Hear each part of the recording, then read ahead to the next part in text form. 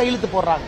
இதற்கெல்லாம் பள்ளி கல்வித்துறை அமைச்சர் என்ன பேசுறாங்கன்னா, மக்களுக்கு தெரியும், அரசு பள்ளி மாணவ செல்வத்துக்கு தெரியும், ஓ பள்ளி கல்வித்துறை அமைச்சருடைய பையன் பிரெஞ்சு படிக்கிறான், அப்ப நான் 2 மொழி படிக்கணுமா?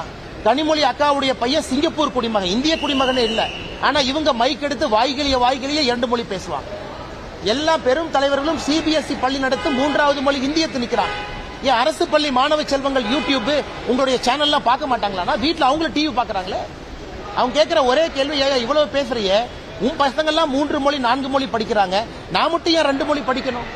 இதை அன்பில் மகேஷ் பொய்யாமொழி நாளை காலில் சொல்லிட்டு, இல்ல என் பையனை கொண்டு வந்து அரசு பள்ளியில சேர்த்துறேன், என் தம்பி 2 மொழி படிப்பாருன்னு சொன்னார்னா மக்கள் காமராஜரா ஏத்துக்குவாங்க. உங்களுடைய வீட்டுக்கு ஒரு நியாயம், அரசு பள்ளிக்கு ஒரு நியாயம்னா, அதனால்தான் சம கல்வி எங்கள் உரிமை என்கின்ற கோஷத்தை எடுத்திருக்கிறோம். அரசு பள்ளி மாணவ செல்வங்கள் தான் இன்னைக்கு பெரும் ஆதரவு கொடுத்துட்டு இருக்காங்க. அதனால் எரிச்சல் அடைந்து பாரதிய ஜனதா கட்சியினுடைய தொண்டர்களை மிரட்டுவது எந்த விதத்தில் நியாயங்கண்ணா?